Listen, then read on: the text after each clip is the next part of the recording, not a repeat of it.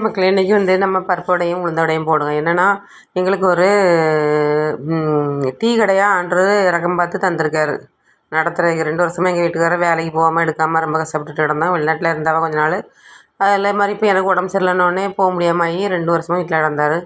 சரி இப்போ பார்த்து ஒரு கடையை ஆண்டராக ஆயுதப்படுத்தி தந்திருக்காரு, அதை நடத்தலான்னு நடத்திட்டுருக்கோம். இப்போ அதுக்கு தான் இன்றைக்கும் முதல் நாள் வடை போட போகிறோம். கொஞ்சம் பருப்படையும் கொஞ்சம் உளுந்த வடையும். அதுக்கு இஞ்சி பூண்டு பெரிய உள்ளி கருவேப்பிலை பெருஞ்சீரகம் சின்ன சீரகம் காயப்பொடி மிளகா அவ்வளோதான் அதுக்கு தேவை. அதுக்கு ஒரு கீரை போட்டிருக்கேன். சரியா? அது என்ன கீரைன்னா கும்ட்டி கீரை. அந்த கும்ட்டி கீரை வந்து ரொம்ப ரேரு, யாருக்கும் எப்பவும் கிடைக்காது. அது வந்து இந்த காளாமரி தான். செப்டம்பர் அக்டோபர் நவம்பர் இந்த மாதத்தில் நல்லா விளங்காடுல உழுது வச்சுருப்பாங்களோ அந்த நேரத்தில் மட்டும்தான் அது கிடைக்கும்.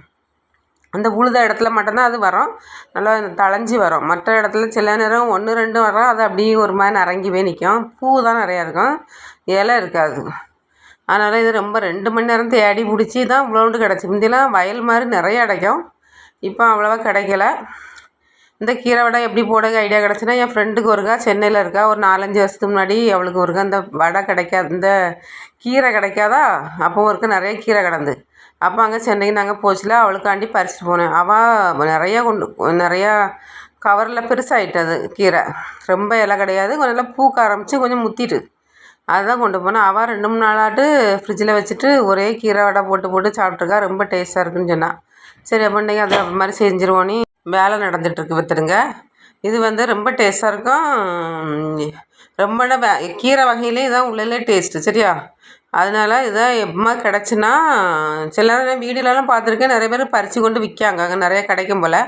அப்படிலாம் கிடச்சின்னா வாங்கி உபயோகப்படுத்தி பாருங்கள், ரொம்ப நல்லாயிருக்கும், டேஸ்ட் ரொம்ப நல்லாயிருக்கும். இது பருப்பு போட்டு கடையலாம், பொரியல் வைக்கலாம், இப்படி பருப்பு கூட போட்டு வடை செய்யலாம்.